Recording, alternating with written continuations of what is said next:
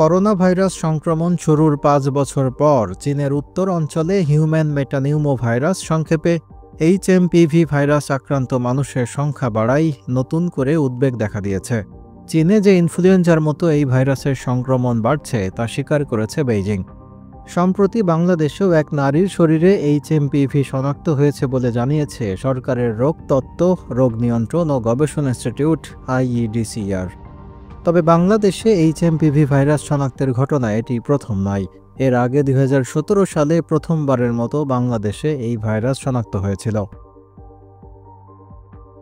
HMPV করোনার মতোই ভয়াবহ আকার ধারণ করতে পারে বলে সতর্ক করেছেন স্বাস্থ্য বিশেষজ্ঞরা।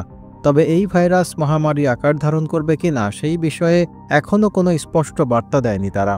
তবে এইচএমপিভির প্রাদুর্ভাব ভাবাচ্ছে বিশেষজ্ঞদের। যুক্তরাজ্যের সাউদাম্পটন বিশ্ববিদ্যালয়ের সিনিয়র গবেষক ডক্টর মাইকেল হেড বলেন, একটি মহামারীর আশঙ্কা করা হচ্ছে, তবে এখনও নিশ্চিত না বলে আগাম মহামারীর নাম দেওয়া হয়েছে ডিজিজ এক্স। চীনের সামাজিক যোগাযোগ মাধ্যমে পোস্ট করা কয়েকটি ভিডিওতে দেখা যায়, করোনার সময়ে হাসপাতালে যেভাবে ভিড় তৈরি হয়েছিল একই পরিস্থিতি তৈরি হয়েছে এইচএমপিভির প্রাদুর্ভাবেও। একই অবস্থা দেখা যাচ্ছে জাপানে। দেশটির সংবাদ মাধ্যম বলছে, চলতি মৌসুমে দেশটিতে ঠান্ডাজনিত সংক্রমণ ছাড়িয়েছে ৭ লাখেরও বেশি। এইচএমপিভি সংক্রমিত হলে সাধারণত জ্বর বা ফ্লুর মতো উপসর্গ দেখা যায়, সাথে কাশি, নাক বন্ধ এবং শ্বাসকষ্ট হতে পারে। এছাড়া চামড়ায় র্যাশ বা দানা দানা দেখা দিতে পারে। তবে কারো কারো জন্য এসব উপসর্গ মারাত্মক হয়ে উঠতে পারে। এদিকে সিডিসি বলছে, এই ভাইরাসে আক্রান্ত হলে যে কোনো বয়সের মানুষের ব্রঙ্কাইটিস বা নিউমোনিয়ার মতো অসুখ হতে পারে, কিন্তু এখন পর্যন্ত এটি শিশু, বয়স্ক মানুষ এবং যাদের ইমিউন সিস্টেম দুর্বল তাদের মধ্যে বেশি দেখা গেছে।